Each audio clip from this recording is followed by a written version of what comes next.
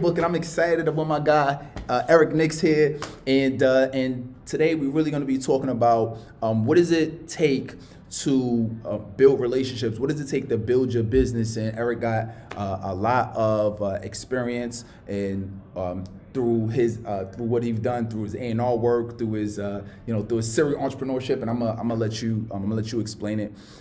But the whole goal of why we do the playbook is really to share with you what plays you need to run in your business. What do you need to do from a mindset perspective? What do you need to do in terms of your attitude, your feeling, your thoughts, but then also the actions that you need to take. So we bring it on highly successful people that's really going to be able to share with you the plays you need to run so you can be successful in your business. So Eric, appreciate you for coming through, my brother. Really do.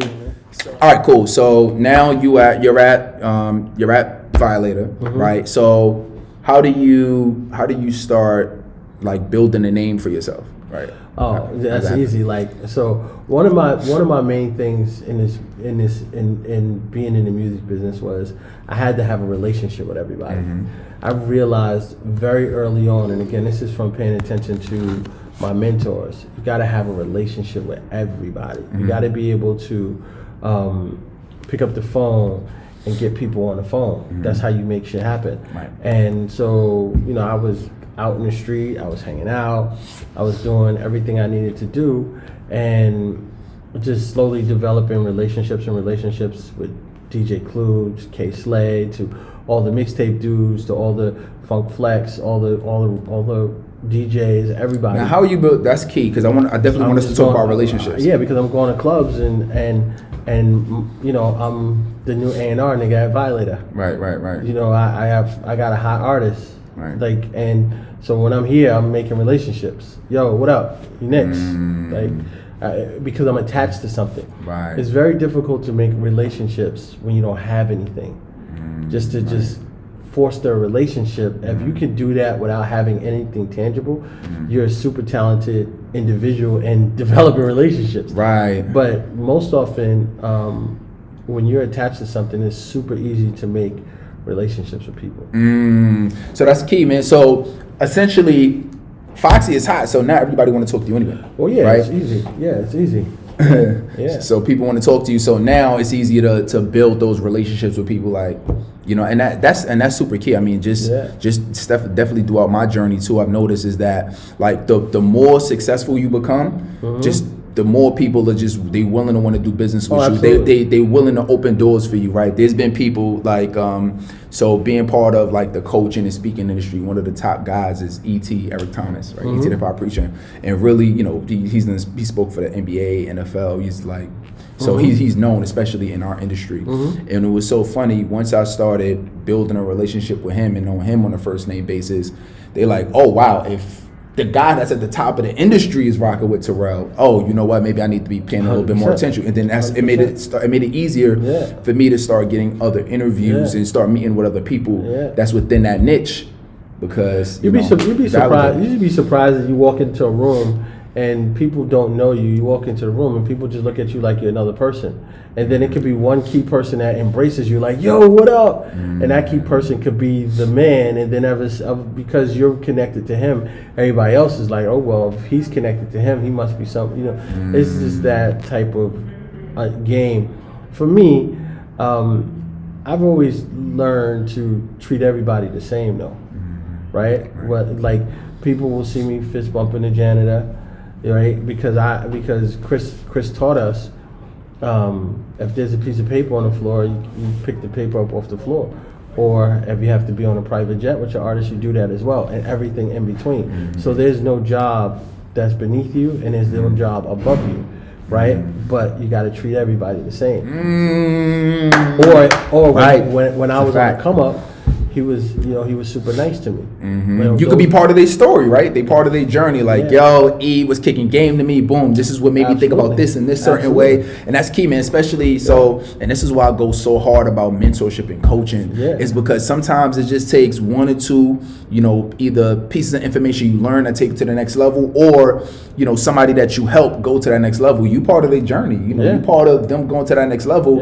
And just the fact that they're going to be bragging about you one day. You never know who else might say, you know what, I need that. It's just good to see the new crop of kids come up, and I always encourage the kids that are doing it now, yo, make sure that you being cool with the kids that's coming behind you, because 10 years from now you're gonna be where I'm at, and you're gonna look back and the way you treat them now is gonna determine how your relationship was gonna be later. Man, that's key. That's key. So I want to touch on relationships a little bit more. So how are you? I mean, you've been just in the music industry alone. How many years? It's like decades at this point, right? 25. Like 25 years. How do you maintain relationships? Is it really? I'm a super practical person, so like I like to kind of know, like, what does it really look like? Is it, yo, I may not talk to this person every day or every week, but yo, boom, I'm gonna be in your town, link up. Like, how are you maintaining these relationships? I don't really do the arbitrary shit like that, just to be totally honest with you. Like, for me, I've always just tried to be good to people, right? I've always tried to be honest with people, right? You're never gonna make everybody happy. If you're making everybody happy, you're not doing something right. So there's some people who are not gonna fuck with you. That's a part of life. But at the end of the day, you gotta know that person don't fuck with me because of that person, not because of me, not because of some bullshit that I did. Right. And so once you do that, you can maintain your relationship. Somebody gave you that advice. Yeah, Lior just was like, listen, you gotta always have. And this was when you was at Def Jam. Yeah, you gotta always surround yourself with stars. You supposed to be able. Lior was like, listen, you find the stars, right? Surround yourself with stars, and it's your job to make the music. It's just that simple. Now, what was the philosophy behind that? Like, what was the idea behind it? Because when you have a star, that person's gonna stand out. So if you package good music with a star, that person's gonna balloon into something huge. And what did you know, or what did you say as the qualities of a star? Like, okay, that person is a star. It's intangible. You can't really see it. It's different, right? Like, I can ask ladies this. You have 3 guys walk into a room, right? And one of those guys are going to stand out to you more than the other 2. And it's not necessarily the more handsome guy. It's not necessarily the guy with the 6-pack.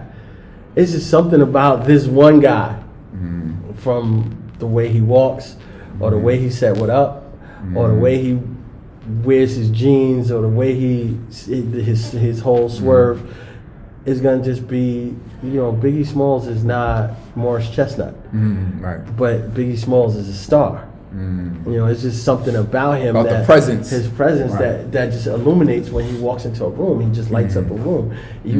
Some people have it. I don't have that. Like, I can walk in a room and be a fly on the wall, and people don't even realize I'm there. And then there's certain people who walk in a room and it's like, boom, it's an explosion. Energy. Who do you know? Who are some people that you know that are like that? That have like that star power when they walk into the room? It's like Puff. I can definitely see that. Puff is probably the quintessential example of that. Like Puff Daddy, when he walks into a room, he's in the room. Yeah. DJ Khaled. DJ Khaled is a star. He's the reason why he's doing all that he's doing is just his star quality is just exceptional. Man, that's powerful, man. Like, for Cardi B, it's her personality that makes her a star. Yeah. Right. Like, the way she talks and the way she views the world, and she's authentically hood. That shit is her everything, right? It's what sets her apart from everybody else. I'm glad you said that. What do you see is the importance of setting yourself apart, and what are some, because that's different. That's the same thing in business, especially. So I work with a lot of folks who are building personal brands online, and when you're building a personal brand, that's around you. You know what I'm saying? Like, you are the business. So, like, what are some things people can do, I guess, to either set themselves apart or just kind of be different than what everybody else is doing out there? You got to find that. You got to find it, right? But the one thing I'll tell you is just make sure it's authentic to you and it's not fabricated. Because if it's fabricated, it's gonna come across as not being real, right? For you, like, you just got to determine what's unique about you, and we all have uniquenesses. It's just about highlighting what's uniqueness about you. Yo, it's so funny. I had so when Unfortunately, let me just stop you. Unfortunately, we live in a world where when something becomes hot, everybody wants to be exactly like that one person.